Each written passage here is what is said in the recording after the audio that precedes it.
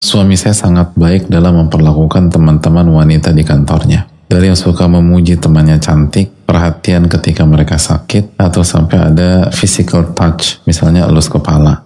Tapi sudah 6 bulan terakhir sikap suami dingin ke saya. Berapa kali dia juga tidur di sofa dengan alasan ketiduran, sampai 2 minggu kami pisah kamar. Alasan dia karena lagi mau sendiri dan lagi capek. Dan sekarang dia mengembalikan saya ke orang tua saya. Karena dia marah ketika tahu saya mencari jawaban ke teman kantornya atas sikap dingin dia selama 6 bulan. Dia merasa saya telah membuka aib dia. Padahal niat saya hanya mencari jawaban. Saat itu dia bilang, kamu bukan istri saya lagi, jangan panggil saya mas. Nyesel saya nikahi kamu dan nafkahin kamu.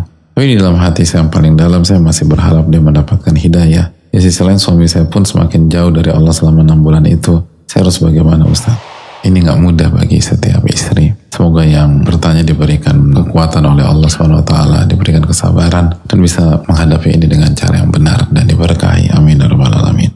Yang pertama, ucapan kamu bukan istri saya lagi, jangan panggil saya mas, nyesel. Jika diucapkan dengan kesadaran, artinya tidak kehilangan kesadaran, lalu niatnya talak, maka ini bisa jatuh talak. Yang kedua, memang walaupun misalnya suami kita salah, tapi cara kita merespon ibu-ibu sekalian, kita juga harus memperhatikan sisi DNA kepemimpinan laki-laki. Karena Allah mengatakan di dalam diri laki-laki ada DNA kepemimpinan, ada DNA leadership. Ar-rijalu qawwamuna 'alan nisa. Laki-laki itu pemimpin bagi wanita. Salah satu sisi kepemimpinan adalah pemimpin itu nggak diinvestigasi. Walaupun niat kita baik dan nggak ada maksud yang buruk-buruk ya. Tapi itulah kayak kita pemimpin di kantor. Kalau ada pihak yang menginvestigasi kita, kira-kira kita marah nggak?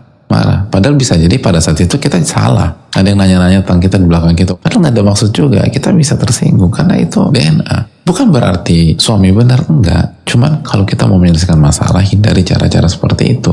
Ada cara-cara lain yang lebih bijak. Makanya kan ini responnya kan benar-benar meledak. Padahal akar masalahnya di suami misalnya. Jadi yang harus dilakukan Allah Ta'ala alam, pertama istighfar kepada Allah. Lalu taubat-taubatan nasuha kepada Allah. Tapi kan dalam kasus ini suami yang salah. Ya, jika memang yang terjadi seperti yang disampaikan, akar masalahnya suami. Tapi jelas secara umum Allah perintah kita untuk selalu bertobat dan beristighfar. Dan tobat dan istighfar adalah salah satu faktor menyelesaikan masalah yang selalu ampuh dari dulu sampai sekarang. Dan kalaupun kita tidak salah di kasus ini, bisa jadi di waktu yang sama kita salah di kasus-kasus yang lain. Dan belum tentu ada hubungannya dengan suami. Bisa jadi kalau sama suami kita nggak ada isu sama sekali, tapi sama Allah misalnya kita lalai gitu loh. Ya istighfar, taubat. Intinya istighfar dan taubat nggak pernah rugi, nggak pernah salah dalam memilih keputusan itu gitu. Jadi perbanyak istighfar dan taubat. Lalu juga mari sama-sama minta maaf atas kesalahan. Suami minta maaf dan istri minta maaf.